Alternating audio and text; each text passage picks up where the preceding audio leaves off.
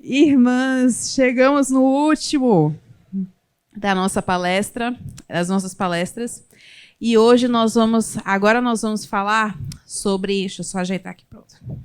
Sobre aquilo que o espelho vai nos revelar sobre o que precisamos fazer na prática.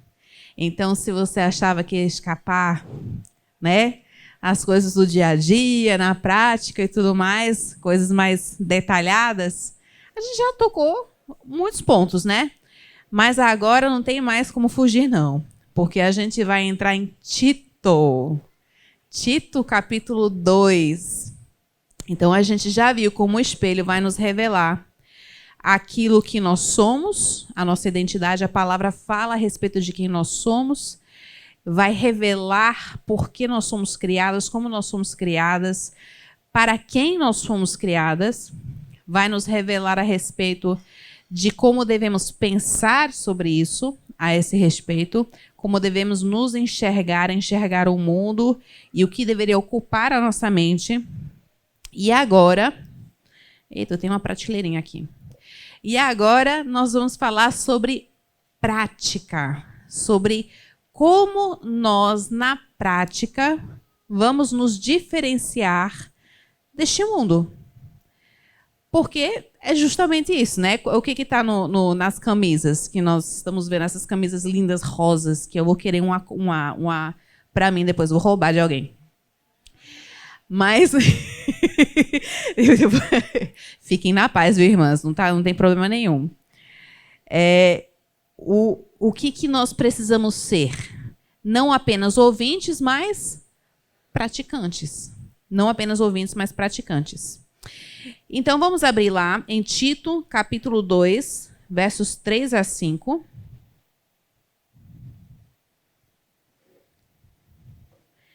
E deixem lá aberto, porque eu vou dar uma breve introdução. E a gente vai falar um pouquinho antes sobre cultura. Porque a cultura na qual nós estamos inseridos é uma cultura de um mundo, a gente já viu isso na palestra passada, é um mundo que não olha no espelho. E se olhou, já se esqueceu há muito tempo do que viu. E o que então essa cultura faz conosco? Ela tem a capacidade de nos moldar. Nós temos uma cultura, mas vivemos dentro de uma cultura que vai se revelando de diversas formas, na forma com a qual as pessoas se comportam ao nosso redor, aquilo que é aceitável, nas artes, nos filmes, nos seriados, na música, nas festas, na linguagem, na comida. Então, em tudo isso, a cultura vai se revelando a partir dos valores que as pessoas têm.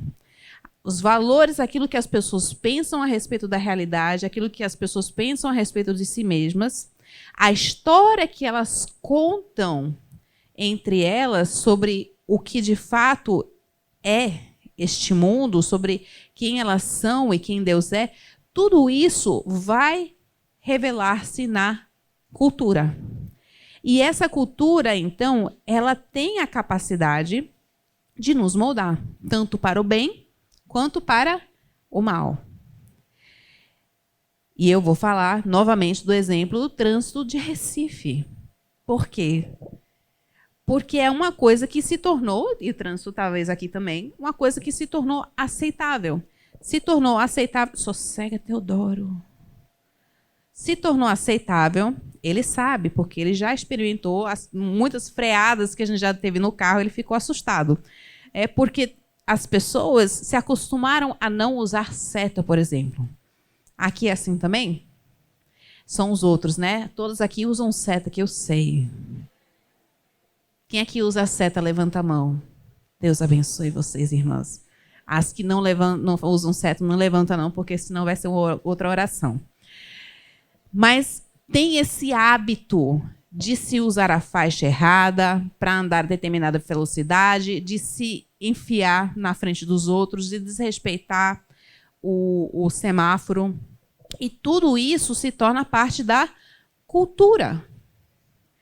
cultura, a ponto que o crente vai lá e acha que não tem problema nenhum começar a fazer tudo isso porque simplesmente é aceito, faz parte, é a cultura do povo, é a cultura. Só que lá em São Paulo, se for fazer isso, né, o motoqueiro arranca o retrovisor. Então lá a cultura é diferente. Você tem que se adaptando.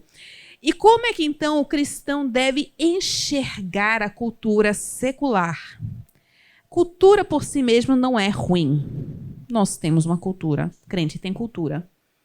E a cultura, ela só vai se mostrar má, ruim, quando ela parte de pressupostos pecaminosos. Quando ela vai expressar uma cosmovisão rebelde contra o Senhor. E o nosso desejo, muitas vezes, é de fugirmos da cultura. A gente formar uma bolha ao nosso redor. A gente, por exemplo, eu não estou dizendo que está errado, mas no carnaval, a gente não vai pular carnaval. A gente vai se esconder no mundo, no acampamento. Coisa boa, né? Não precisa ver nada que está acontecendo lá. E a vontade, muitas vezes, é de fazer isso direto, né?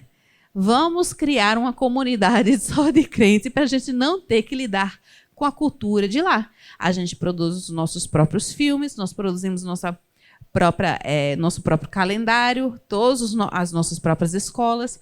Tudo é nosso, tudo vira gospel, né? Tudo vira gospel.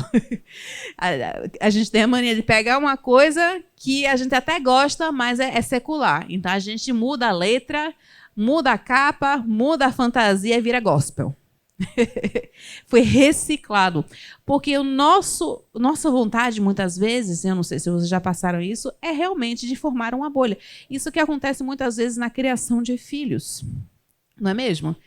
Eu sei porque tenho os meus filhos e o que dá vontade, às vezes, é desligar tudo e protegê-los para sempre, eternamente, desse mundo numa bolha.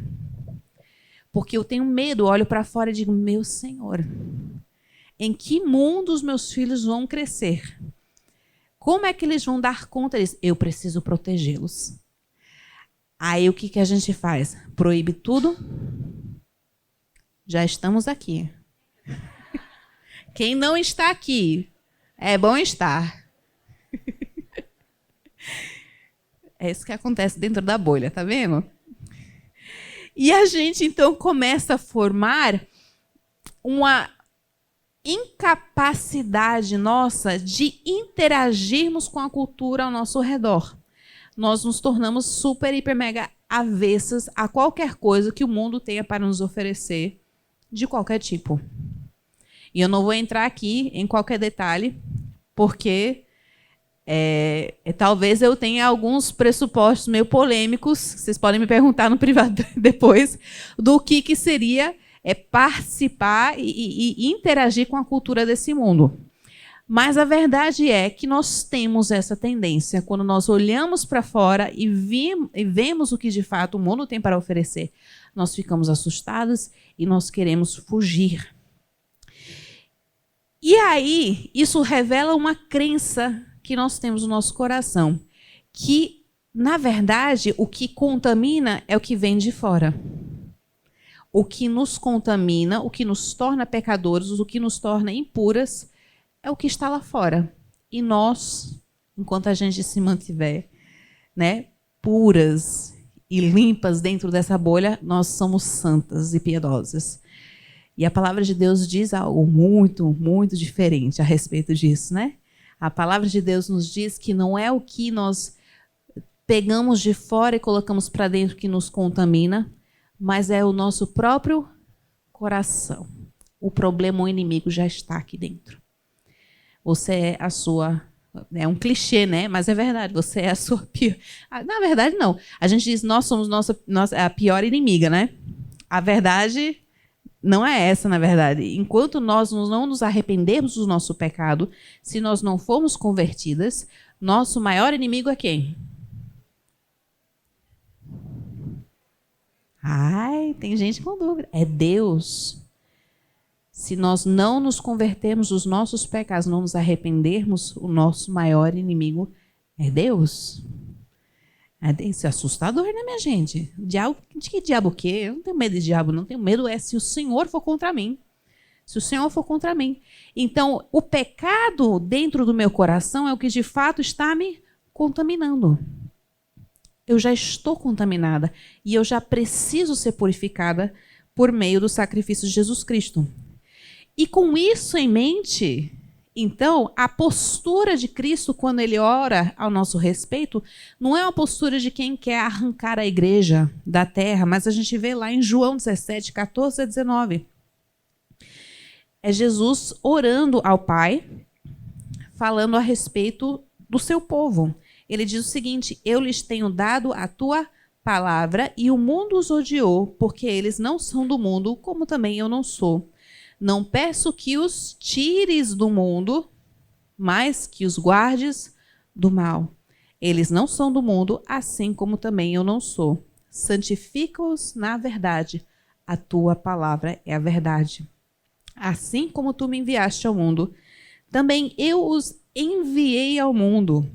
E a favor deles que me santifico, para que eles também sejam santificados na verdade. Então, nós não apenas estamos no mundo para ficar aqui enquanto o Senhor quer que nós fiquemos, mas nós estamos aqui com a missão. Jesus está nos enviando.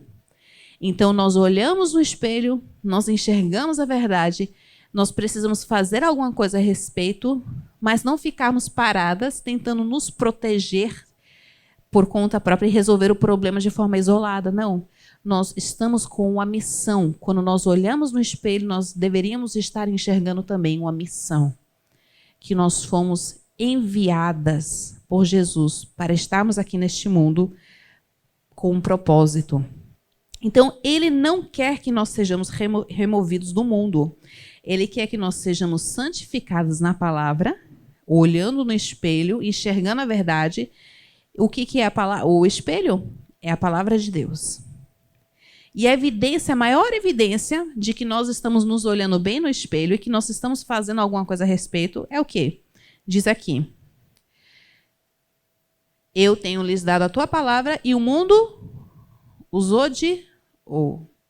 Então, se você é benquista por todo mundo, se ninguém se incomoda com suas decisões, se você está vivendo a sua vida e ninguém ao seu redor, nem o povo da rua, ninguém acha estranho o seu comportamento, de forma que incomode o coração deles, tem alguma coisa errada.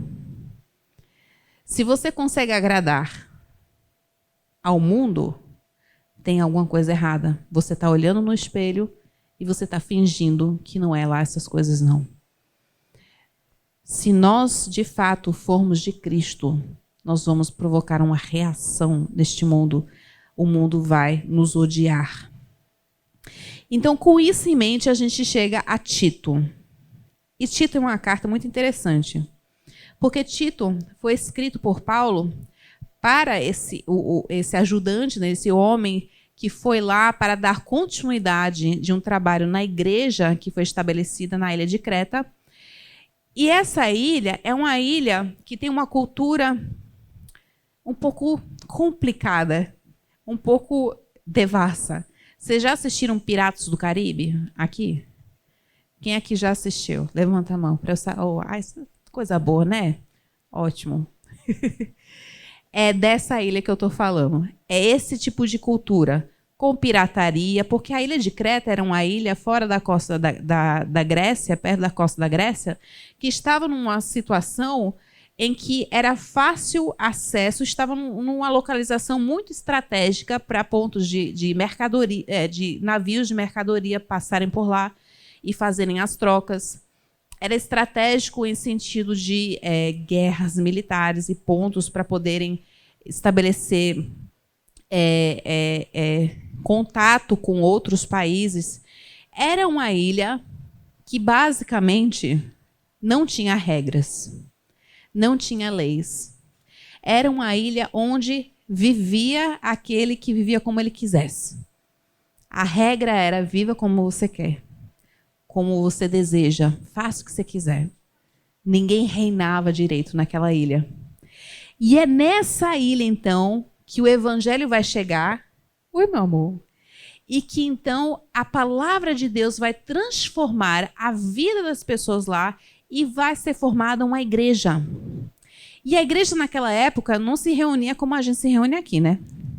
não tinha esse espaço todo para se reunir 160 irmãs. Nossa, e contando além disso, os homens, as crianças, não tinha como. Como é que eles se reuniam? Dentro das casas. Era uma coisa espalhada. Era uma coisa que Tito precisava regular e ajudar a estabelecer liderança, para que elas fossem mais unidas, para que elas soubessem o que estava acontecendo do outro lado da ilha, para que elas pudessem sincronizar e se ajudar mutuamente, essas casas, esses lares que estavam servindo ao Senhor e se reunindo de forma mais isoladamente nos lares. E Tito, então, ele foi chamado para fazer isso em meio a uma cultura complicada, porque os próprios cretenses, eles se autoacusavam. Tem aqui uma frase, cadê? Que é o próprio versículo que, pronto. Em Tito, Paulo fala que tem um dos profetas cretenses que diz o seguinte: os cretenses são sempre mentirosos, feras terríveis, comilões preguiçosos. Seria que nem vocês, de Aracaju, falando que todo mundo em Aracaju é comilão, mentiroso, fera terrível e preguiçoso. Eu acho que seus compatriotas não iriam gostar muito, não, né? A gente xingar o próprio povo, mas é o que eles estavam falando. Era verdade. O povo de lá era comilão, mentiroso, corrupto e preguiçoso. Imagina uma cultura ser conhecida por isso. Aqui no Brasil, eu não vou pedir para vocês darem nome, não, viu? Mas vocês pensem numa cultura aqui no Brasil que a gente já pensa, já associa uma coisa errada. Brasileiro já tem uma coisa meio esquisita, né? Que não é muito bíblico, que é o jeitinho brasileiro, né? Brasileiro gosta de dar jeitinho. Brasileiro não gosta, geralmente, de ser pontual. Nordestino é conhecido por não ser muito... Apesar de que aqui estão de parabéns, viu? Aqui está de parabéns. Mas nordestino, no geral, não é conhecido por ser muito pontual, mais relaxado em termos de horário. Eu sou metade holandesa. Eu cresci num lar onde a pontualidade era muito importante. E aí eu comecei a namorar um nordestino. A gente quase terminou o namoro. Porque já houve... No começo, viu? Porque nos votos... Eu vou contar o que ele falou nos votos do nosso casamento. Mas já teve uma ocasião, durante o nosso namoro, que ele atrasou 3 horas. E eu desisti. Foi lá em São Paulo. Ele estava de um lado... Tudo bem, eu entendi, porque ele tinha que pegar metrô, tinha que pegar trem, tinha que pegar ônibus, e eu estava de carro, então tudo bem, né? Só que 3 horas é complicado. Aí, nos votos, ele falou, ele prometeu na frente de todo mundo que ia trabalhar na pontualidade dele. Isso está filmado, está gravado. Mas isso é uma coisa cultural. É uma questão cultural. E quando a cultura revela pecados terríveis que se tornam tão claros a ponto de que os próprios cretenses estavam se acusando, isso é uma coisa complicada. E Tito, então, estava tentando ajudar o povo, então, a viver a fé em meio a um povo desse tipo. E não era fácil, porque aqui nós temos gerações de crentes, não é mesmo? Muitas de vocês nasceram em lares de crentes. Quem aqui nasceu com pai e mãe estando dentro de uma igreja? Não importa qual igreja, mas estando indo para a igreja. Lar cristão. Ou católico, ou outro tipo de lar. Pronto. Aqui era a primeira geração de crente. Primeira geração. Não tinham modelos. Ai, minha mãe é minha modelo de paciência, de piedade, de fé. Não, não tinha isso. As mulheres mais velhas tinham que começar do zero. Do zero. Então, é esse tipo de cultura na qual Tito está tentando estabelecer... Eita, eu perdi a palestra aqui. Não perdi, não, viu? As irmãs ficaram nervosas aqui mais cedo porque eu falei que eu deletei metade da palestra sem querer. Eu passei a tarde tentando refazer. Mas está aqui. Então, Tito, ele foi chamado, então, para ajudar os cretenses cristãos a começarem a construir uma cultura cristã naquele povo. E os cretenses, olha só a palavra, como a palavra é complicada, né? Os cretenses eram tão conhecidos pelo seu mau comportamento que nós temos até hoje uma palavra que remete a isso. Cretino. Imagina o seu povo, né? Dar origem a uma palavra que fala tão mal de uma pessoa, né? Imagina se não for... Nossa, essa pessoa é uma recifense, né? Rapaz, seria tão ruim se isso fosse verdade. Mas era assim que eles eram conhecidos. E lá, vocês conhecem o deus Zeus, da cultura grega, da mitologia grega? Conhece, né? Pronto, ele era cretense. Ele era um deus de origem cretense, na mitologia de Creta. Ele nasceu lá, entre aspas, né, de acordo com a mitologia de Creta, nasceu lá nas montanhas de Creta, e o objetivo de Zeus era enganar as pessoas e seduzir e fazer a vontade dele a qualquer custo. Ele fazia o que ele queria. Era esse o deus deles. Um deus mentiroso, um deus enganador, um Deus que fazia o que queria, na hora que queria, da forma com a qual queria. E era essa cultura, então, na qual essa igreja vai se formando. E o objetivo, então, de Tito era treinar esses líderes piedosos com caráter fiel às Escrituras, para substituir não apenas o povo que existia lá em Creta, que rejeitava a palavra de Deus, mas líderes mentirosos e corruptos que estavam tentando se infiltrar na igreja de Creta. Então, se a cultura não era o suficiente, ainda por cima tinha judaizantes que estavam vindo para tentar convencer o povo de que a solução para aquele mau comportamento eram práticas religiosas superficiais. Seguir um monte de regras, seguir um monte de lei, como se isso fosse resolver o problema do coração. E não resolvia nada. Porque não adianta você tentar mudar um comportamento por meio das leis, se o coração não for alvo da palavra de Deus primeiro. Se não houver uma mudança no coração.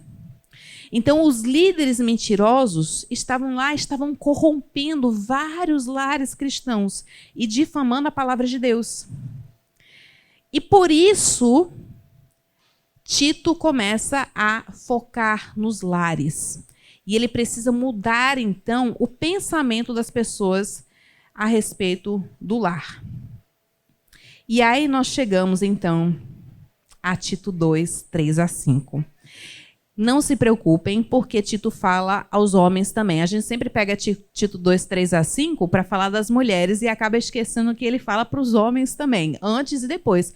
Mas o que eu acho muito curioso é que se você pegar Tito 2, você vai ver que primeiro ele fala para os homens mais velhos, depois ele fala para as mulheres mais velhas e depois as mais novas, e depois ele fala para os jovens, para os rapazes. Mas ele faz questão de colocar 3 versículos para as mulheres. 3 versículos. E dá uma lista detalhada que a gente vai olhar agora, de forma que não deixa a gente escapar. Tem alguma coisa aí para a gente saber ao nosso respeito. Porque, querendo ou não, nós estamos numa ilha de Creta, hoje em dia. Nós vivemos num mundo em que há um Zeus, muitos deuses por aí, que nós adoramos, que nós buscamos agradar, para que o nosso bucho fique cheio com aquilo que a gente acha que é necessário para a nossa vida, para nós nos satisfazermos da forma com a qual nós queremos. É esse o pensamento do mundo e é esse pensamento que nós precisamos combater quando nós olhamos para o espelho. Então, lá em Tito 2, 3 a 5... as mulheres, elas são chamadas a procederem de uma forma diferente. E eu vou ler rapidamente aqui. Quanto às mulheres idosas, semelhantemente que sejam sérias em seu proceder, não caluniadoras, não escravizadas a muito vinho, que sejam mestras do bem, a fim de instruírem as jovens recém-casadas a amarem ao marido e a seus filhos, a serem sensatas, honestas, boas donas de casa, bondosas, sujeitas ao marido, para que a palavra de Deus não seja difamada. Antes disso, deixa eu abrir aqui a Bíblia, porque eu peguei só um trecho. Versículo 1, para a gente ter um contexto, Paulo fala a Tito: tu, porém, fala o que convém à sã doutrina. A sã doutrina, aqui na carta de Tito é a base que Paulo vai repetir várias vezes para o que nós vemos aqui como sendo boas obras. E boas obras é um termo que vai aparecer diversas vezes aqui na carta de Tito, muitas vezes. Porque esse é o foco aqui de Paulo, é que as pessoas lá que estão na igreja de Creta, elas produzam boas obras, que não seja apenas uma fé que elas ouçam, mas seja uma fé que elas coloquem em prática, que isso possa ser visto na ilha de Creta, que tão desesperadamente precisava de um povo que amava o Senhor e que fosse contracultural, que fosse um povo que mostrava a diferença começando dentro dos lares, porque é justamente nos lares onde nossa fé se revela melhor. Eu consigo enganar vocês aqui fácil, né? É bom sentar aqui, sorrir. Meus filhos não estão aqui para me entregar. Meu marido tá, mas está escondidinho aí. Então é fácil a gente colocar uma máscara e fingir que é de um jeito e lá em casa é outra coisa. Não é isso que geralmente acontece? Os grandes líderes, pastores, pregadores, celebridades, a gente vê só uma parte de fora. Mas muitas vezes os escândalos vêm justamente por causa de problemas dentro do lar. Infidelidade, abuso, injustiças, lares disfuncionais, filhos acusando os pais. Aqui é fácil enganar vocês. Onde é que o diabo mais encontra lugar para nos tentar? É dentro de casa, é na nossa intimidade. É quando a gente acha que ninguém está olhando. É quando a gente acha que ninguém vai nos cobrar. É onde nós achamos que nós temos a autonomia, nós temos o poder. E nós conseguimos nos safar. É lá onde a nossa fé vai de fato começar a ser revelada. Não é à toa que Paulo, ele fala nas escolhas dos bispos, dos presbíteros, dos líderes da igreja, ele fala que qual é o critério para que esses líderes sejam escolhidos lá em Timóteo? Que eles precisam governar bem a sua casa. Que os filhos precisam ser obedientes, que a esposa também tem que estar em linha, né?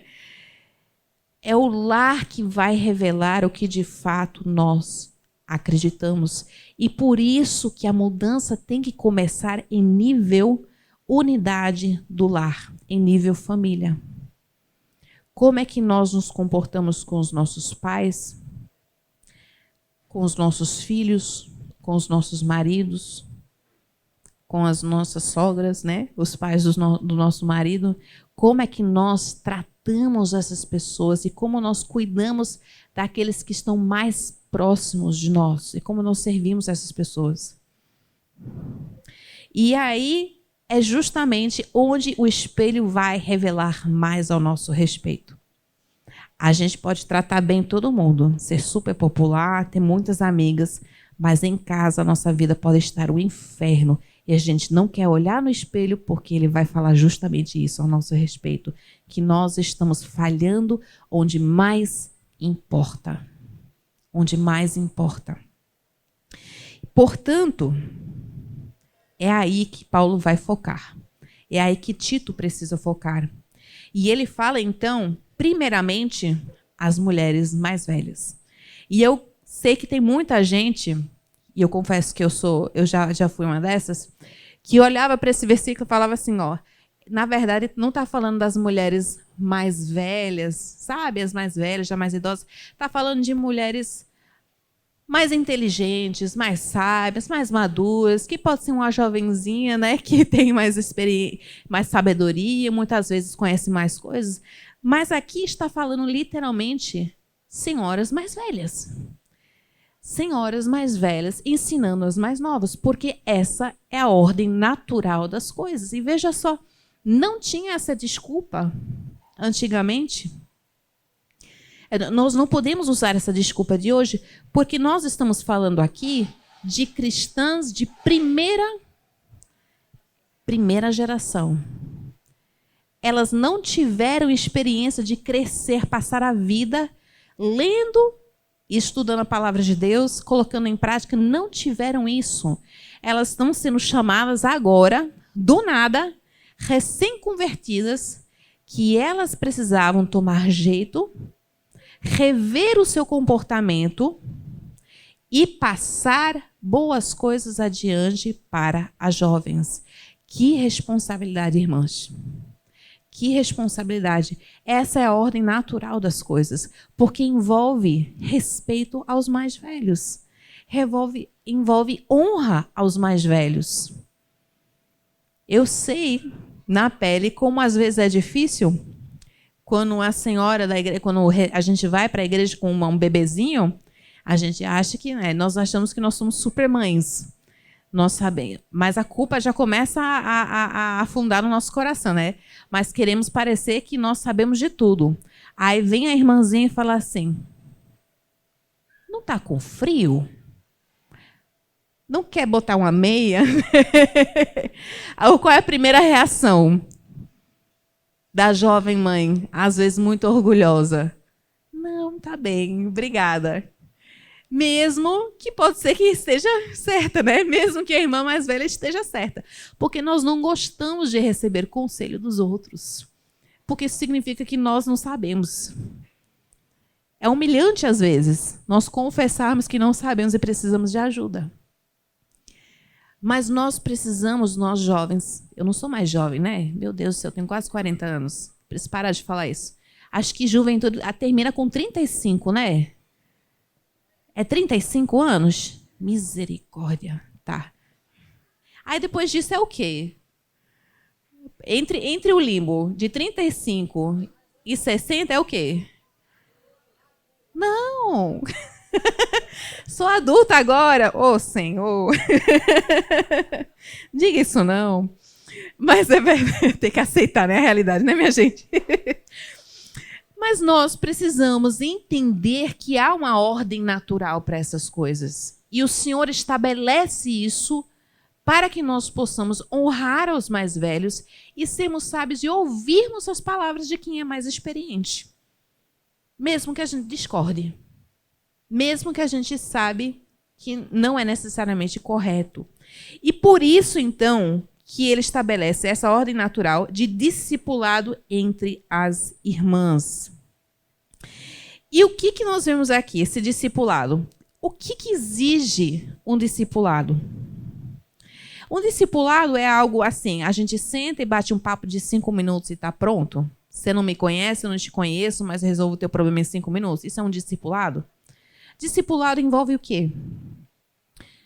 Envolve tempo, envolve hospitalidade, envolve transparência. Envolve transparência. Eu já tive a oportunidade, quando eu era mais jovem, tá, que agora sou adulta, quando eu era muito mais jovem, que eu estava passando por uns perrengues da vida, e eram perrengues muito, muito urgentes para serem resolvidos. E eu me lembro de um pastor muito, muito importante para o meu coração. Eu não tinha tido oportunidade de tempo de conhecer o direito, mas ele me sentou na frente dele, sentei na frente. Aí a gente olhou um para a cara do outro. Eu não queria saber de nada, porque eu estava chateada com a situação. Ele olhou para mim e falou assim: Rendrica, nós não nos conhecemos direito, mas isso aqui vai ser agora uma amizade forçada. Porque para que haja aconselhamento e discipulado, nós precisamos ser honestos um com o outro. Aí ele abriu o coração, contou a respeito dele, falou das suas próprias falhas, se tornou pecador assim como eu. E a partir disso, então, ele passou a me aconselhar e passou a me discipular. Foi uma amizade feita na marra, mas uma amizade que eu prezo muito por essa amizade até hoje. Mas porque ele compreendeu o que era discipulado. Que discipulado envolve transparência, envolve hospitalidade, envolve nós estarmos dispostas a gastar tempo para conversarmos umas com as outras, para sermos vulneráveis umas com as outras e para nós podermos, então, ouvir o que a outra tem para falar e falar o que tem de mais importante para a outra. Isso é discipulado. Não é apenas dar uma ligação e um ponto final, é você acompanhar, é você se importar, é você colocar de lado a sua rotina e aquilo que você tem de mais precioso para derramar a graça que você já recebeu na vida da outra pessoa. E é nesse contexto, então, que nós vemos as mulheres mais velhas sendo chamadas a discipularem as mais novas. E era uma coisa importante, porque aonde é que se reuniam as igrejas? Nas casas. Onde é que as coisas aconteciam? Nas casas. Então, os relacionamentos eram expostos. Se tinha abrigo entre marido e mulher, ia ser revelado. Se a casa estava de cabeça para baixo e tinha problema na casa, todo mundo ia ver. Então, era uma coisa próxima, em que as mulheres precisavam aproveitar esses momentos para discipular umas às outras. E aí nós vamos para a conduta das mais velhas, né? Das senhoras, que precisavam muito tomar essa atitude, tomar essa iniciativa para instruir as mais novas. E a primeira atitude aqui, e a gente vai ver que é um contraste muito, muito forte com a vida das cretenses. Quase que escapou aqui das cretinas, né? Tá difícil. Se eu falar cretina, me perdoe. Mas das mulheres de Creta. Som. E a primeira coisa que nós vemos é que as mulheres mais velhas precisavam ter uma conduta reverente. Deixa eu ver como é que está no Ara. Elas precisam ser sérias em seu proceder, uma conduta reverente. A palavrinha usada aqui é uma palavrinha que é usada para descrever quando uma pessoa está pronta para servir no templo. Uma pessoa que está pronta para servir no templo, no lugar santo. A gente lembra, então, no Antigo Testamento, quando os sacerdotes iam se apresentar lá no templo, eles tinham toda uma seriedade no seu portar, e eles precisavam agir de forma tão séria, que se eles cometessem erro, lá no Santo dos Santos, o que acontecia? Morria.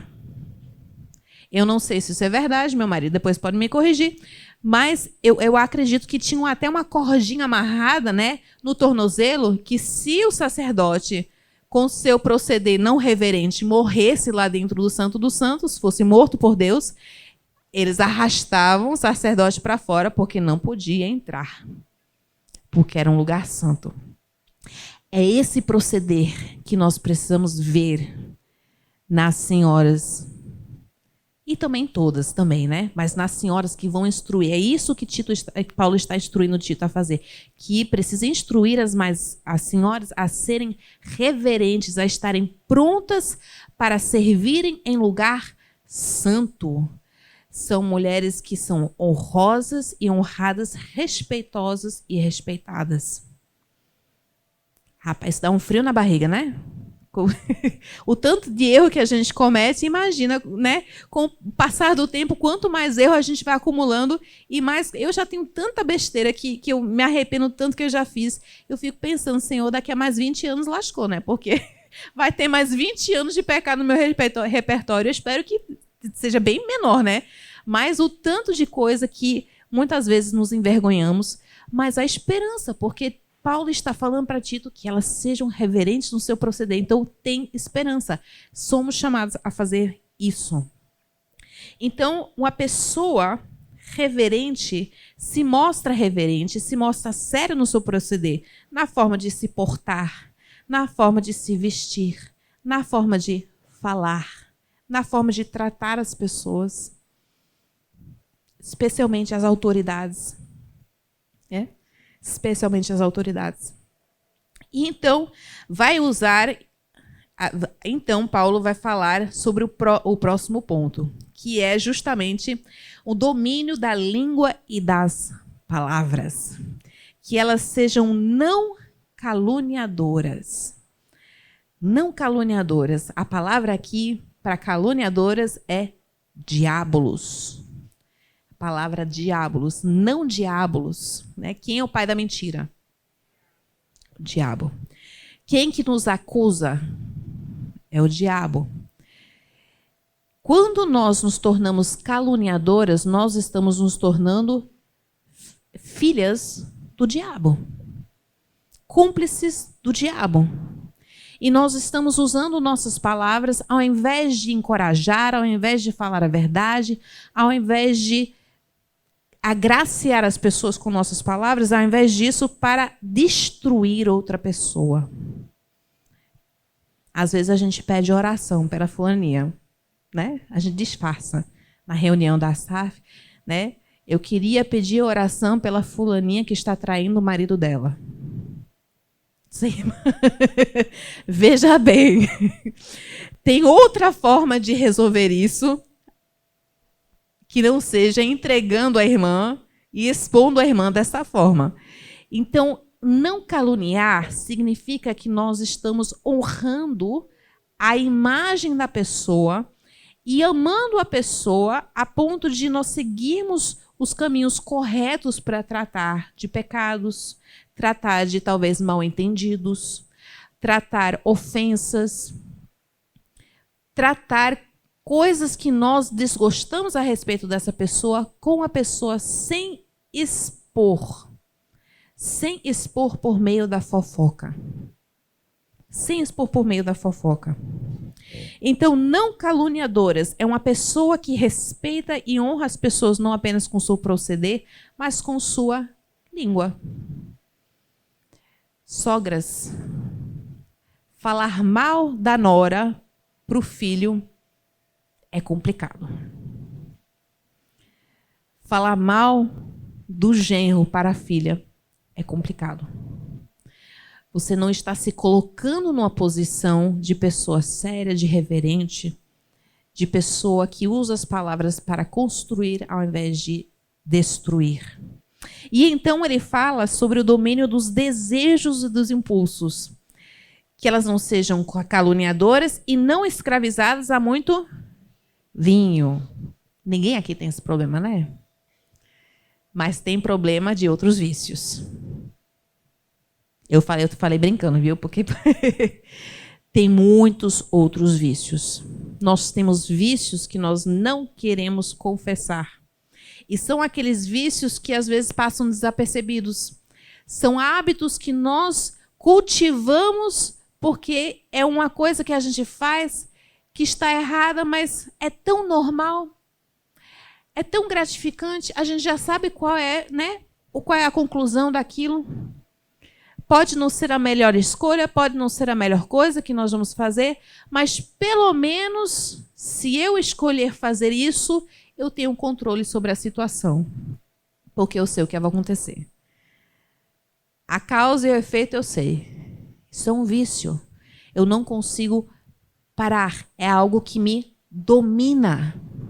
É algo que me controla. Talvez esse vício esteja na tua mão agora. Cadê os celulares aqui? Levantem as mãos. Cadê? Todo mundo. Quem aqui não sabe onde está o celular? Ah, mas sabe onde está. A senhora não sabe onde está o celular. Quem aqui fica desesperada quando perde o celular? Algumas. Tem umas mentirosas aí. Tem algumas pessoas que estão se auto-enganando. Gente, isso aqui, o que a gente fala? Não, eu não vou morrer se eu perder, mas a gente não sabe viver sem isso mais. A gente fala com as pessoas através do WhatsApp. Todas as fotos dos netos estão aqui. Vozinhas estão aqui, as fotos dos netos. Quando bate saudade, vocês vão para onde para ver foto do neto? Aqui. Eu estou aqui direto vendo foto do meu filho, vou fazer isso com meus netos? É claro que eu vou fazer. Se eu perder acesso a essas fotos, eu vou ficar desesperado, porque eu deveria ter impresso, né? Hoje em dia ninguém imprime mais foto, eu deveria. Quem aqui tem álbum de fotográfico em casa? Ô, senhor, só eu que preciso. A gente tem que fazer um mutirão para imprimir mais fotos, não é mesmo? Mas nós temos uma dependência dessa tecnologia que não é brincadeira. E não é só isso, mas de saber mais sobre tudo a hora toda. Essa geração de hoje em dia que tem esse acesso infinito à informação direta, é uma geração que precisa constantemente estar se atualizando, sempre querendo saber o que está acontecendo. Antigamente, a gente só precisava se importar o que estava acontecendo com o vizinho, né? Com a nossa cidade. Talvez no máximo com o país, a gente ia saber por meio dos jornais. Mas, de repente, agora, se eu quiser mais saber a respeito de um acidente aéreo que aconteceu lá na Austrália em 1962, eu consigo descobrir os mínimos detalhes. Quem sabia que tinha isso? Não, ninguém. Eu descobri porque eu saí caçando, né? Porque informação é o que tem demais. E as notícias vão chegando e a gente precisa saber cada vez mais. Por isso que a gente acorda e a primeira coisa que a gente pega é a Bíblia. Qual é a primeira coisa que a gente pega quando acorda? Celular, porque pode ser que alguém morreu durante a noite. Não é mesmo? Pode ser que alguém morreu durante a noite. E não pode esperar a gente orar ao Senhor e pedir que o Senhor me dê força para o dia, não. A gente precisa primeiro se desesperar, aí depois a gente acalma, então, tudo bem, Deus, não tem nada de ruim acontecendo, agora eu posso conversar com o Senhor. Não é mesmo? O desespero. Gente, isso é um vício no controle. Isso nos domina, nos deixa nervosos, nos deixa desesperadas. Mas não tem apenas esse vício, tem muitos outros. Porque, como disse Calvino, não sei se era Calvino? Que o nosso coração é uma fábrica de ídolos. É Calvino, né? Pronto, vocês são os meus neurônios, porque os meus filhos acabaram com os meus. Nosso coração é uma fábrica de ídolos. E vício aqui tem de mais comum. Ser dominada pela criação, ao invés de dominarmos a criação, é muito mais fácil do que a gente imagina. Quando as emoções, por exemplo, nos dominam, os desejos nos dominam, nós já não estamos sóbrias. Nós estamos sob a influência. Nós estamos sob a influência. Não precisa ser de vinho. Tem outra coisa nos controlando. Tem outra coisa acabando com a nossa sobriedade e enviesando o nosso olhar. Então, as senhoras precisam ser reverentes e sérias no seu proceder. Precisam ser não diabolos, não caluniadoras, que controlem a sua língua e o seu falar. Que sejam livres de vícios, não escravizadas a muito vinho. Que seja uma pessoa sóbria, equilibrada, uma pessoa confiável, que não seja aquela mãe que os filhos acordam e ficam pensando qual é a mãe que eu vou enfrentar hoje. Será que é a mãe louca ou será que é a mãe tranquila? A gente já tem que lidar com a TPM, né? São 4 versões da gente por mês. Meu marido fala ainda, quando eu estou passando por aquela dificuldade, né, do mês, eu olho para ele e falo assim, tá difícil me amar hoje, né? Aí eu falo assim, não, hoje é o dia que eu mais tenho que te amar. Assim, glórias a Deus pelo meu marido, que é crente. Mas ele está com o olhar sofrido na hora. Ele está com o olhar sofrido. Por quê? Porque quando nós somos imprevisíveis, as pessoas ao nosso redor sofrem. Os nossos filhos sofrem. As pessoas que precisam confiar em nós sofrem.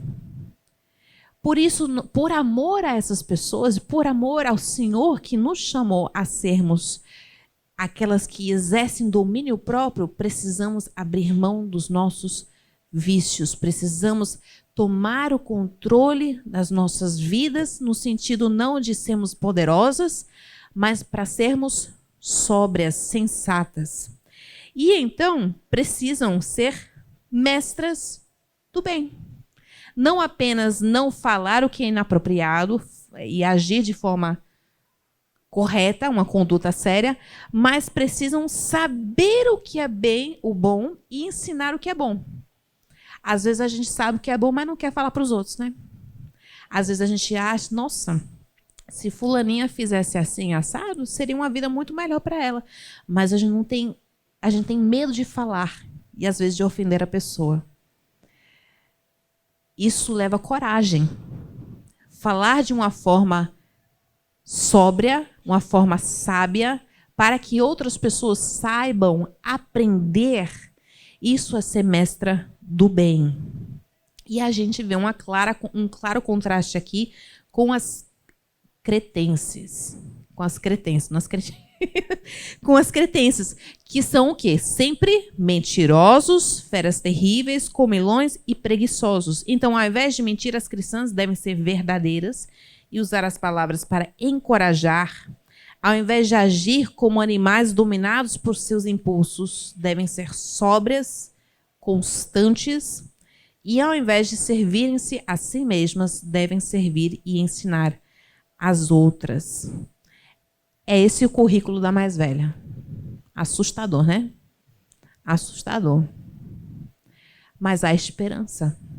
Porque se Paulo fala para Tito instruir as mais velhas de primeira geração de crentes na ilha de Creta, e se elas então foram bem-sucedidas, elas foram bem-sucedidas por conta da obra do Espírito Santo no coração delas. Porque ninguém consegue mudar assim do dia para a noite.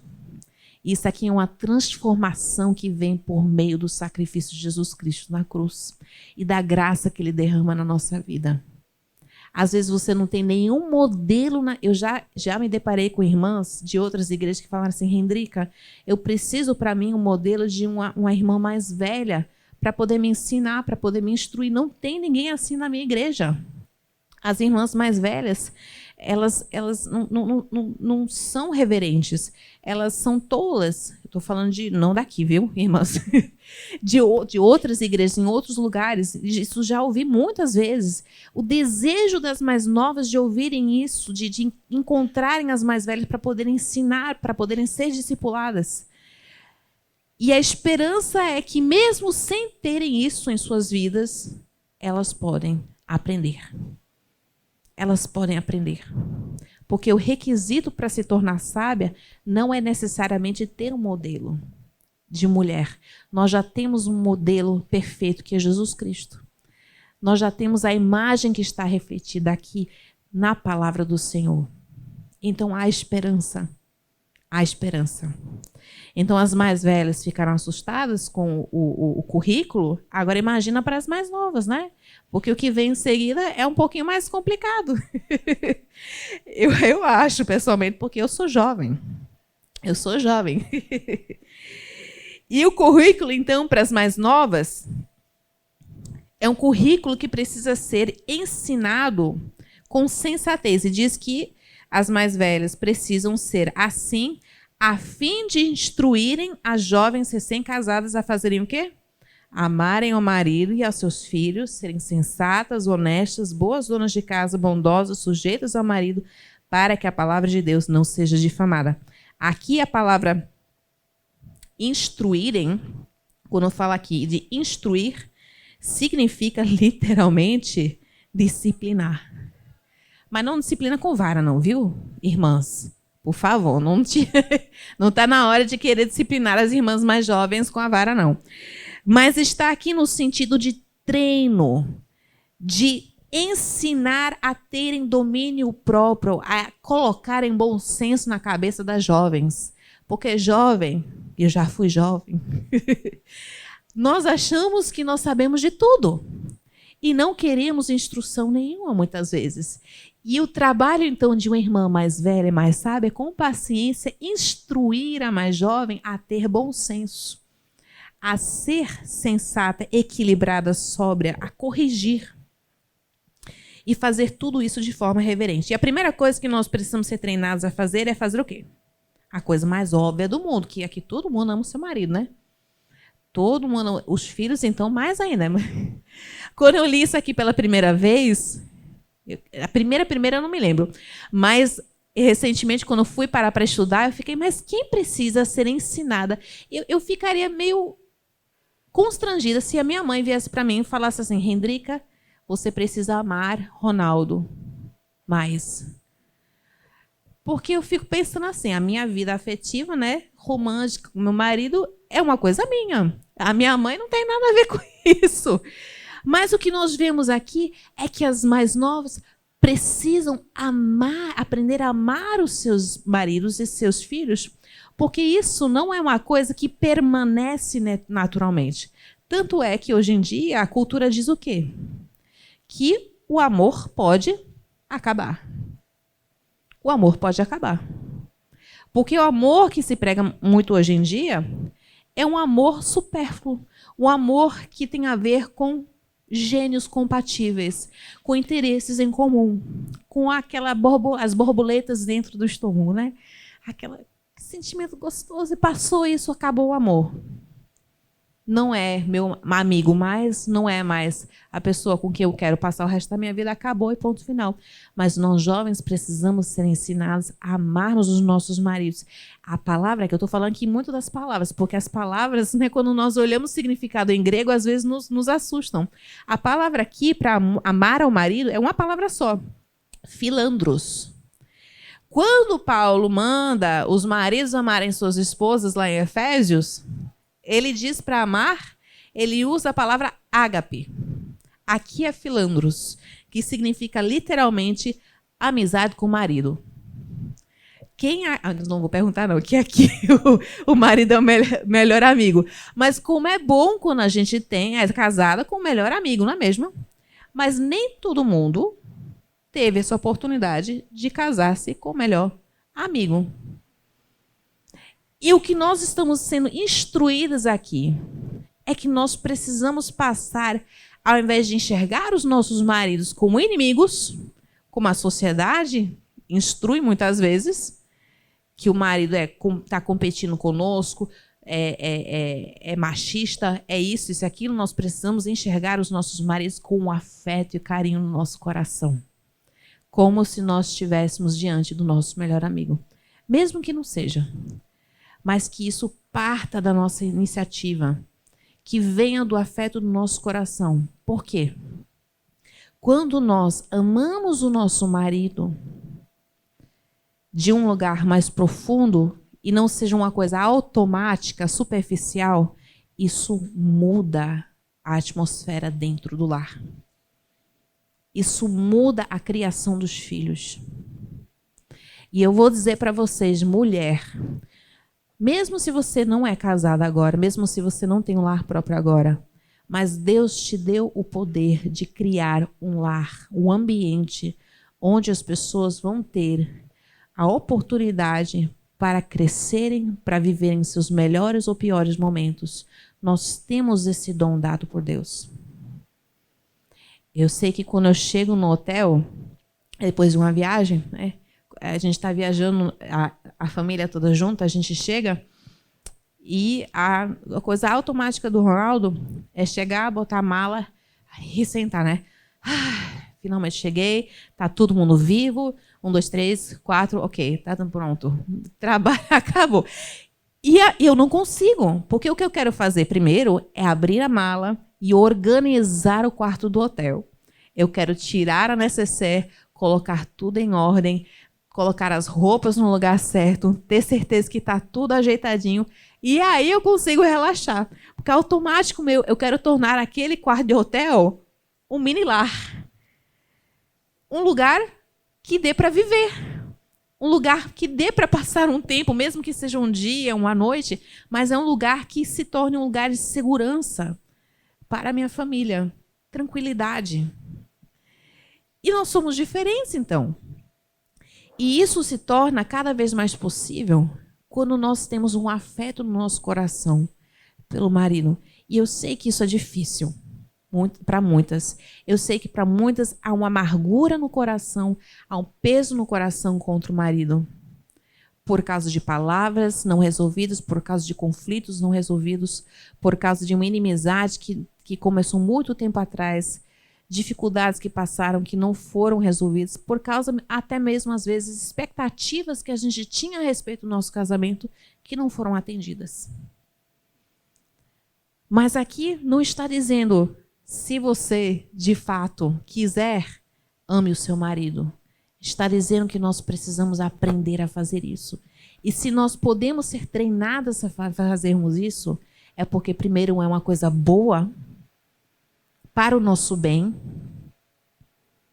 e porque é uma coisa que é possível, que o Senhor Deus vai nos ajudar a fazer. Que nós precisamos aprender. E não apenas com os nossos maridos, mas com os filhos também.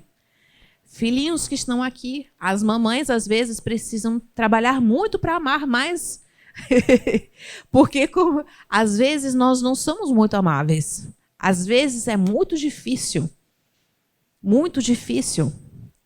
para papai e mamãe parar e tratar como nós precisamos ser tratados. Eu sei porque eu já fui uma filha rebelde. Não perguntem aos meus pais. Uma fase da vida que já está esquecida. Mas eu sei como eu dei trabalho para os meus pais. E eu sei como eles tiveram que aprender a me amar em toda fase da minha vida. Toda fase da minha vida. A gente estava conversando aqui mais cedo sobre o nascimento de um filho. E como, às vezes, né, a falta de sono, a falta de privacidade vai mexendo no nosso coração e ao invés de nós termos aquele momento de encanto com nossos filhos, de amor instantâneo com nossos filhos, o que acontece? Vem um desgosto. A gente não quer. Tem uma criança que eu queria amar muito, muito, muito, mas de repente eu não tenho mais meu espaço. Eu não consigo mais tomar meu cafezinho. Eu preciso decidir o que fazer em 15 minutos. Se eu vou tomar banho, se eu vou lavar a roupa, se eu vou dormir, se eu vou comer. 15 minutos não dá para fazer nada disso. Se eu vou comer, tomando banho, lavando roupa ao mesmo tempo. E aí, de repente, quando a gente escolhe o que vai fazer, a criança acorda. Então, é um processo, é uma coisa difícil. E nós precisamos aprender a fazer isso no dia a dia. Como é que nós podemos fazer isso? Em cada situação. Porque cada família é diferente. Cada marido é diferente. Cada filho é diferente. Não há um molde único. Nós precisamos aprender como amar cada um desses que está na nossa vida. E isso envolve sacrifício. Isso envolve dor. E isso envolve aprendizado. Ninguém nasce sabendo ser esposa, ninguém nasce sabendo ser mãe.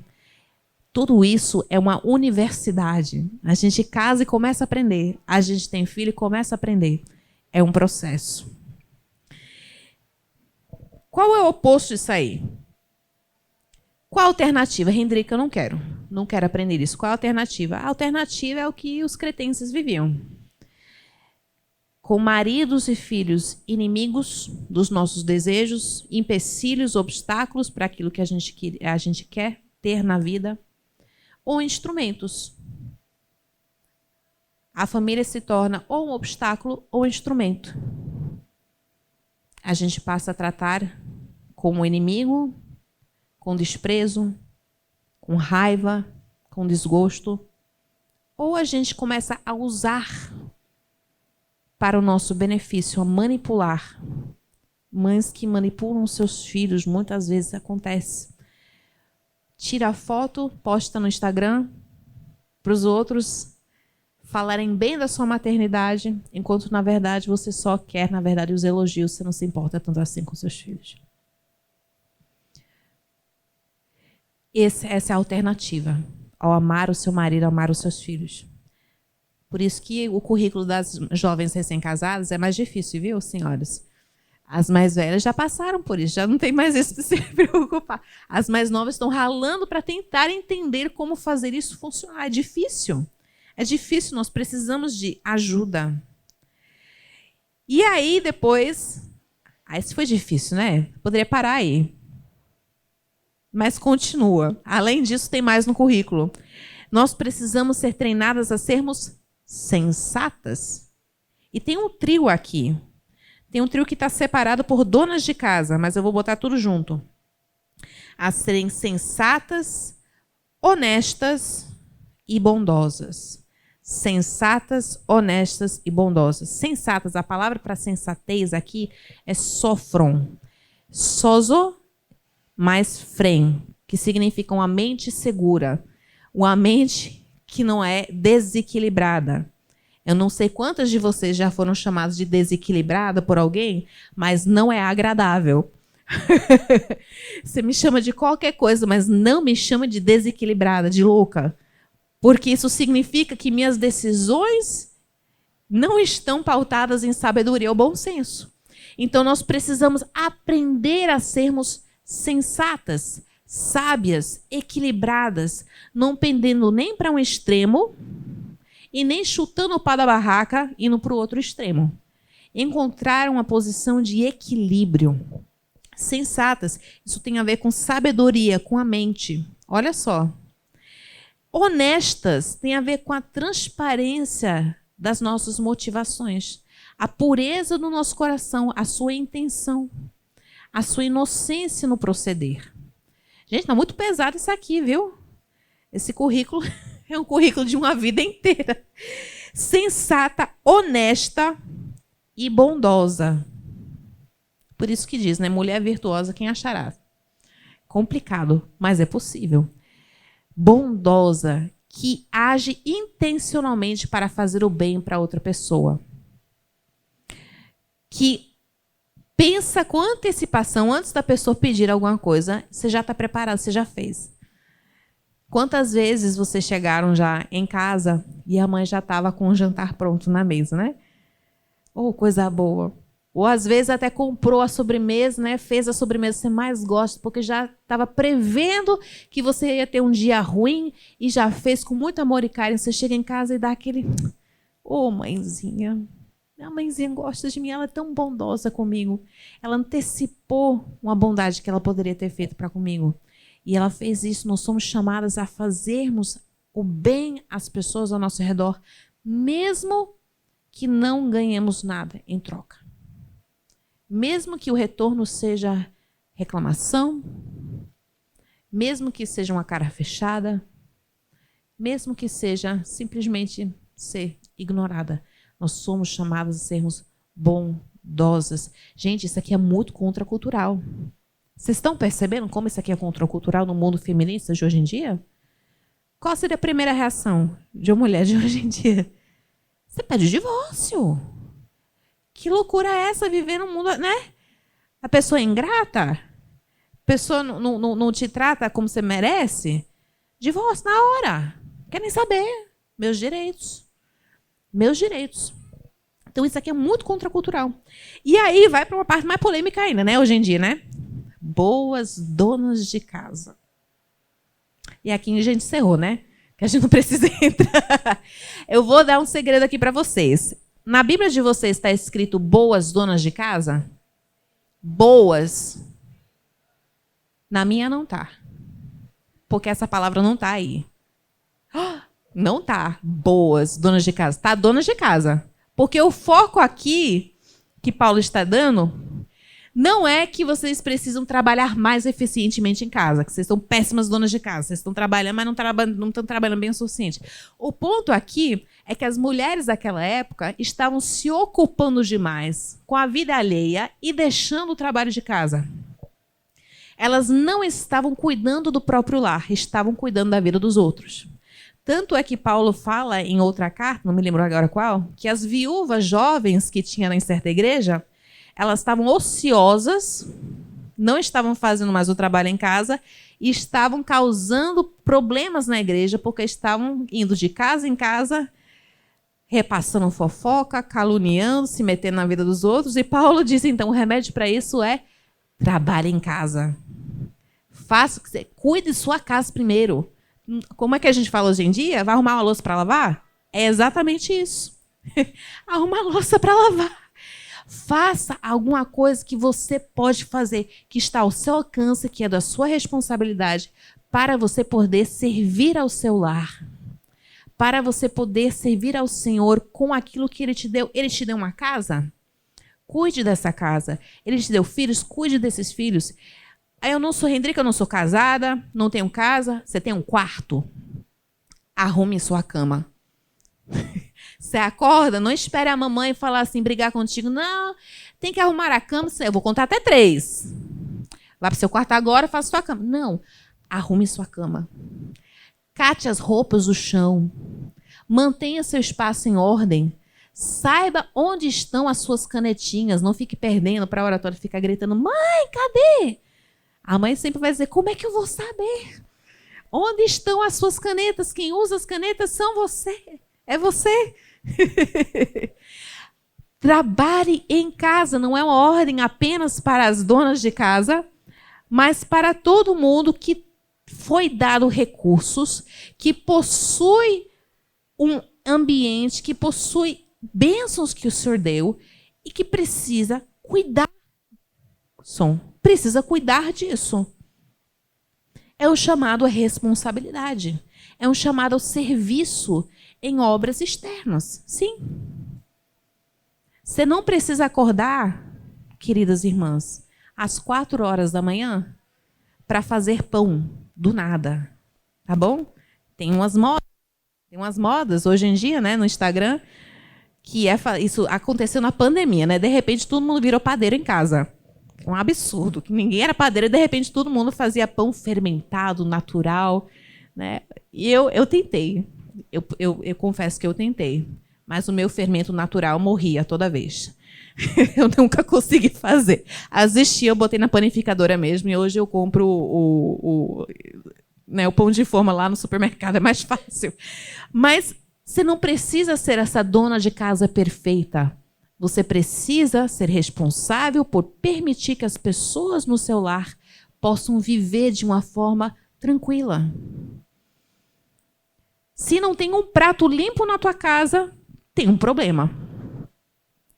Talvez a vida está de cabeça para baixo. Tem exceções. Eu sei, porque eu já passei por vários momentos em que não deu. Hoje em dia eu não consigo alcançar mais a pia, né? Hoje em dia é uma dificuldade e às vezes a louça fica de um dia para o outro. Graças a Deus por máquina de lavar louça, né? Amém? Amém. Máquina de lavar roupa. Vocês têm um monte de servos em casa, viu? As máquinas que vocês têm hoje em dia são um monte de servos. Vocês podem ligar e mandar a panificadora fazer pão, a máquina de lavar roupa, né? Vocês podem mandar. Quem é que tem aquele aspirador e robô, uma coisa assim? Gente do céu! Eu não vou nem perguntar o preço disso aí. Mas que coisa maravilhosa! Você programa, você não precisa nem tocar no botão. Ele já sabe a hora e já sabe por onde passar pano e varrer o chão. Mas quem que precisa organizar isso aí? Nós podemos fazer isso. E fazer isso com alegria no coração. Manter a casa em ordem. E não ficarmos ociosas, com tempo sobrando, e ficar arrumando sarna para se coçar. Aqui eu levanto o exemplo do rei Davi, não é mesmo? Ele não era mulher, mas ele tinha trabalho para fazer. Ele poderia estar lá no exército, na guerra, lutando junto com o seu povo, mas ele decidiu ficar aonde? Em casa, no palácio, sem fazer nada. Aí o que aconteceu? Olhou pela janela e viu Batseba. Ao invés de estar trabalhando, fazendo o que era devido dele, ele foi ficar ocioso, ficou ocioso, sem fazer nada. Mente vazia, oficina do diabo. Adulterou. Matou o marido da mulher. Trabalhem em casa. Não achem que vocês são super poderosas, que vocês podem ficar com todo o tempo livre do mundo. Nós somos criadas para trabalhar. Não foi isso o chamado que Deus nos deu lá no jardim? Frutificar, encher a terra, dominar e sujeitar as criaturas, a criação. Isso significa que nós somos criadas para produzirmos coisas, para trabalharmos. Então, que estejamos ocupadas com nossos afazeres e não pulando de casa em casa. A gente faz esse pular de casa em casa muito fácil hoje em dia, né? Se chama WhatsApp. A gente não precisa ficar se metendo na vida dos outros, visitando nos lares. A gente pode fazer isso pelo WhatsApp. E é bem fácil, viu? É só a gente encaminhar uma mensagem constrangedora de uma pessoa para outra. É um botão. É um clique, né? Que botão não existe mais hoje. É um clique. Nem clique, né? É o quê? É um toque. Meu Deus, sou velha. É muito fácil a gente ficar se metendo na vida dos outros. E, gente, isso destrói os lares. Isso destrói os lares.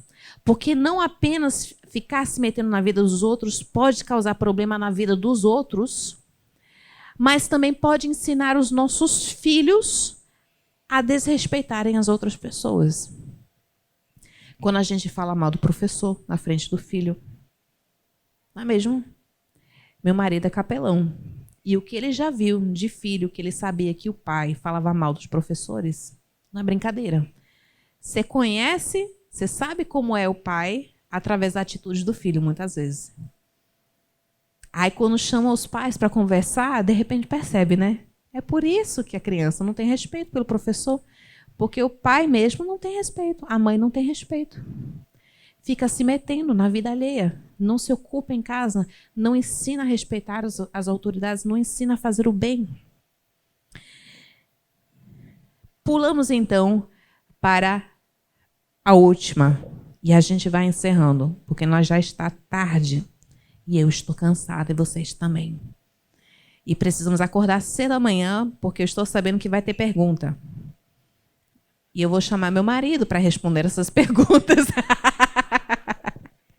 Se forem perguntas muito cabeludas. Por último, sujeitas a seu próprio marido. Essa aqui a gente poderia pular, né? Que é mais difícil, eu confesso para vocês que sempre é difícil. Tem alguns tópicos que são mais difíceis de eu falar a respeito, porque sempre eu me sinto... Não que eu tenha que me arrepender todo dia, diariamente, por causa desses pecados, mas é uma coisa que me constrange. Será que eu realmente estou, né, seguindo meu próprio conselho? Será que realmente minha vida está de acordo com isso que eu estou falando? Mas porque uma coisa que nos atinge no lugar mais íntimo do nosso coração, que é o nosso orgulho. Sujeitas ao nosso próprio marido. Tem uma parte de esperança aqui. Ao seu próprio marido. Não ao marido das outras. Mas nós temos uma autoridade própria. Nós temos a quem nós respondemos. Eu respondo ao meu marido. E se minha amiga fala outra coisa, o problema da amiga, que quem manda é ele. Aí dá um senso de segurança para mim, né? Quando a gente sabe que o marido nos ama, nos dá um senso de segurança. Às vezes eu até peço, me diga que eu não posso ir, por favor. Tem um evento que eu não quero ir, mas eu não quero dizer que eu não quero ir. Aí eu falo assim, me diga que eu não posso ir. Aí, Hendrika, você não pode ir. Pronto. Desculpa, meu marido falou que eu não posso ir para o evento. Mas é uma coisa que pode se tornar tão fácil quando nós aprendemos a amar os nossos maridos, quando nós aprendemos a nos sujeitarmos, acima de tudo, ao nosso Senhor Deus. E quando nós entendemos que toda autoridade que é instituída aqui na terra é temporária. Ela é limitada e ela é temporária. A autoridade dos pais sobre os filhos é limitada, é temporária. Quando os filhos crescerem e saírem de casa, acabou a autoridade dos pais sobre os filhos. A autoridade do marido sobre a esposa é temporária. Até a morte, até que a morte nos separe, vai ter um momento que vai acabar. E tem limites. Porque toda autoridade, ela é sujeita à autoridade maior, que é a autoridade de quem? De Deus. Sejam submissas aos seus maridos como ao Senhor. Como ao Senhor. Então, quando nós olhamos e falamos assim, eu vou me sujeitar ao meu marido, eu estou em primeira instância me sujeitando a Cristo. E eu não posso acusar nada de Cristo.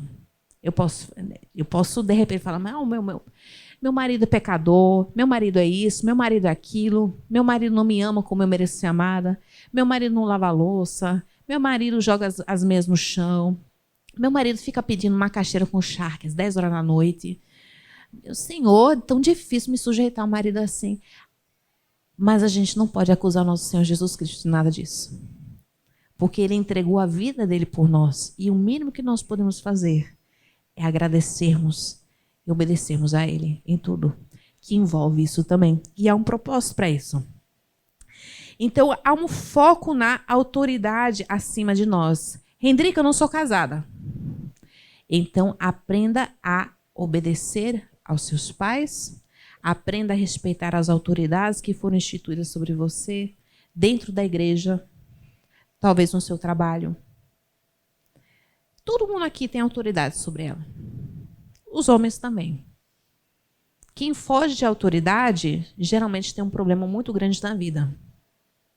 tem um problema muito grande na vida. Nós somos criadas para nos sujeitarmos à maior autoridade de todas, e Deus foi instituindo outras autoridades não para serem déspotas na nossa vida, mas para poderem fazer o bem a nós, para poderem cuidar de nós e tomarem decisões boas para nós. Queridas irmãs mais velhas, quando vão nos ensinar a sermos sujeitas aos nossos maridos, não ajuda se vocês falarem mal dos nossos maridos. Não ajuda, precisam ser reverentes, lembra? Por isso que as mulheres mais velhas precisam ser sérias no seu proceder, precisam ter domínio da língua, precisam ser mestras do bem, para que as mais jovens possam aprender a fazer isso, tudo isso, inclusive se sujeitar ao próprio marido. Então, se a minha mãe viesse para mim e falasse, Hendrika, Ronaldo é isso, Ronaldo é aquilo, Ronaldo é aquilo, mas a Bíblia fala para você se sujeitar. Isso ajuda? Não.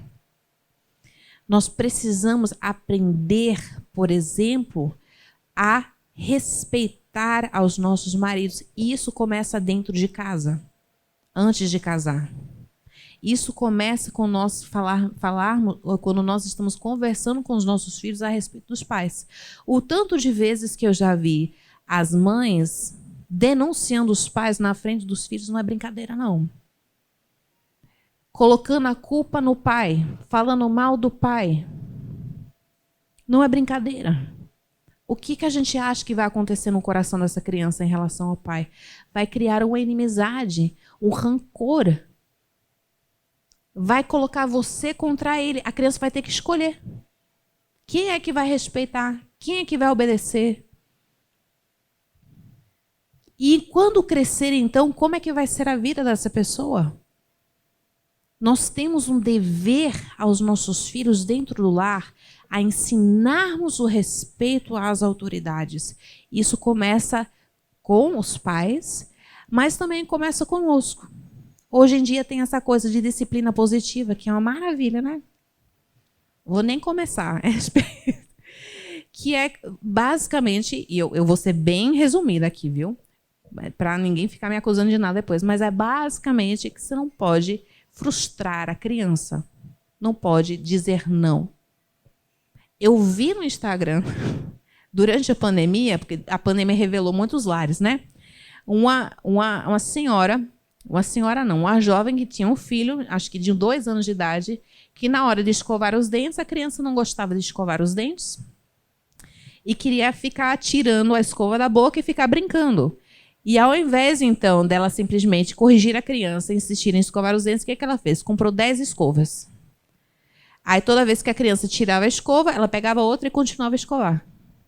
Tirava a escova, pegava outra e continuava a escovar. Para não ter que dizer pare. Para não ter que dizer não. Para não ter que ensinar a criança a respeitar a autoridade. É esse o mundo no qual nós estamos vivendo. Que quem manda em casa, muitas vezes, é quem?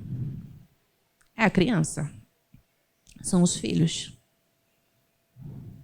Então, isso de sujeitar-se ao seu próprio marido, nós podemos entender além disso também. Nós precisamos aprender e sermos ensinados e ensinarmos a respeitar as autoridades, começando com os nossos filhos e nossas filhas. Queridas, eu falei que ia ser bem chato, né? Essa última, bem detalhado na vida pessoal. Porque é isso que o espelho faz conosco. Não é só mil flores, coisa maravilhosa, é uma história grande, tudo faz sentido, que ilustração bonita. Eita, tá doendo, o calo, pisou no calo. Dói. Olhar no espelho dói. Porque quando nós vemos o espelho acusando um ídolo no nosso coração, a gente quer mesmo é fugir. A gente aceita todo o pecado. A gente confessa o pecado que for, menos aquele. Eu posso confessar, sim, eu falei mal, sim, eu roubei, sim, tal, isso aqui. Mas esse pecado aqui você não toca. Esse pecado aqui não toca. Por isso que às vezes a gente opta por ter um espelho pequenininho, né? Que espelho pequeno não revela a feiura de quem nós somos por inteiro. A Bíblia não tem essa paciência não conosco. A palavra de Deus vai nos revelar por inteiro. A palavra de Deus vai mostrar que, de fato, nós estamos aquém da imagem para a qual Ele nos criou para sermos. E isso começa dentro do lar. Isso começa com a forma com a qual nós tratamos os nossos maridos, os nossos filhos, as coisas que o Senhor nos deu para podermos servir uns aos outros.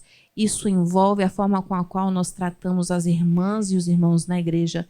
Isso envolve a nossa intimidade. E é lá que o Senhor quer que nós começamos a sermos transformadas. Não adianta tentar mudar comportamento superficial. Não adianta. Foi isso que os fariseus estavam fazendo. Os judaizantes. Se você obedecer essa regra e essa aqui, se você mexer esse comportamento, a gente consegue corrigir o seu problema. Não consegue. Não consegue. Não podemos nos tornar apenas ouvintes. Precisamos nos tornar também praticantes. Eu não sei a quantas aqui ouvir essas coisas doeu. Eu confesso que foi difícil falar. Hoje à noite, em particular, foi um pouco mais difícil. Eu não sei porquê. Às vezes é mais fácil, né? Mas às vezes a gente sente que está saindo de uma forma mais difícil.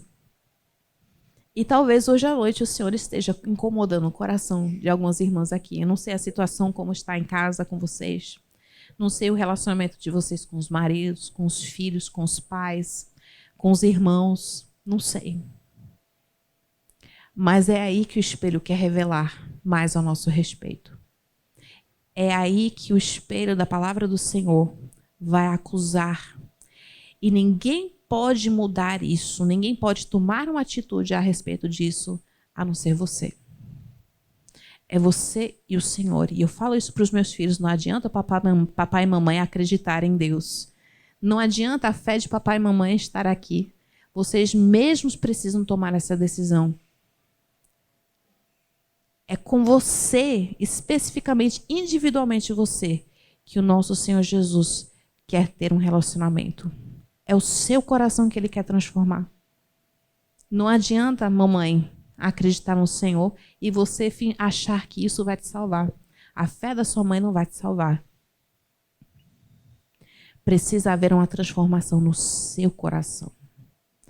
E isso precisa se mostrar e se revelar na sua prática, no dia a dia.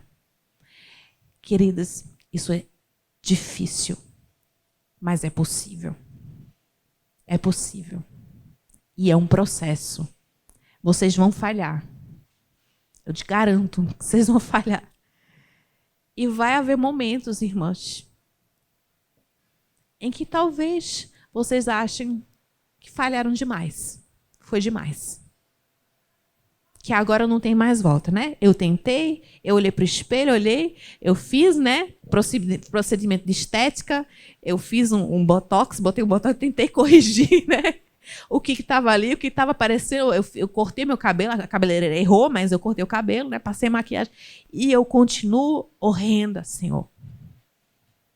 Quando é que o Senhor vai revelar a sua imagem em mim, Senhor? E a palavra nos diz que aquele que começou a boa obra em vocês há de terminá-la. E se vocês acreditam e depositam sua fé no nosso Senhor Jesus Cristo, vocês podem ter certeza absoluta que mesmo que hoje vocês não consigam, vocês não têm força, mas um dia essa obra vai estar terminada. Enquanto estiverem vivas, há trabalho para fazer. Eu tenho uma frase muito legal, que eu não sei quem falou, mas ficou fixado no meu coração, que enquanto nós tivermos uma missão aqui, que enquanto tiver trabalho para fazermos, enquanto tivermos o que aprender, nós somos imortais. A gente só vai morrer quando Deus falou, pronto. É isso, era isso. Agora você vem para casa. E aí vai ser um dia de muita alegria. Talvez não para os meus filhos, mas para mim vai ser ótimo. Eu vou ver Jesus. Vou ver Jesus, vai ter acabado o trabalho. Eu vou estar livre do pecado. Não é livre da tristeza. Isso vai ser bom. Gente, como vai ser maravilhoso não ter que chorar mais, né? Não ter que sofrer. A melhor parte de tudo vai ser que eu vou estar livre de mim mesma, do pecado em mim. Eu vou conseguir enxergar ao meu Senhor sem pecado. Agora a gente vê de uma forma tão diminuta a glória do Senhor. Imagine o dia em que o pecado não estiver mais embaçando a nossa vista, a nossa cosmovisão. Não vai haver mais mentira na nossa cabeça. Não vai haver mais raciocínio nulo. Como vai ser glorioso o dia em que o véu vai cair e nós poderemos ver não através de um reflexo, de um espelho, mas ele estará na sua frente. Olha para a irmã ao lado. Ela é real. Você consegue tocá-la? Gente, vocês conseguem ver, enxergar os poros no rosto da irmã. Não fale isso para ela, tá? Vocês conseguem enxergar o rosto. Nosso Senhor Jesus Cristo tem um corpo que nem o seu, mas glorificado. Vocês vão poder tocar nele. Não tem coisa melhor do que isso. É essa imagem que eu quero ver quando olho no espelho. E que essa seja a esperança para vocês, irmãos. Não desistam. Perseverem. Continuem. Há muito que se fazer ainda. Mas nós somos chamados para ser sal e luz deste mundo. E a honra e glória é toda dele, não é nossa. Vamos orar. Senhor Jesus, nosso querido irmão mais velho, obrigado, Senhor, pelo sacrifício que o Senhor fez na cruz em nosso favor. Ó Pai do céu, Pai amado, o amor que o Senhor derramou em favor de nós, entregando o seu Filho por nós. Que amor constrangedor. Que esse amor nos mova e nos leve a buscar transformação na nossa vida, a buscarmos praticar em amor e gratidão aquilo que o Senhor nos ordenou, sabendo que o Senhor nos ama e que sua lei é boa, perfeita e agradável. E que mesmo que doa, nós podemos confiar que é para o nosso bem. E que há um final feliz para essa história. Independente de onde cada uma de nós estivermos, independente do nosso histórico, das nossas lutas, de nossos pecados, o Senhor é gracioso. E sua graça transborda a todas as nossas falhas, a todos os nossos erros, a toda a corrupção do nosso coração. Que isso seja um marco da sua igreja, Senhor, dessas irmãs aqui. Que sejam irmãs humildes, irmãs reverentes, irmãs que estão dispostas a entregarem suas vidas por amor às outras, em imitação a Jesus Cristo que fez isso por amor a nós. Pedimos isso em nome do Senhor Jesus. Amém.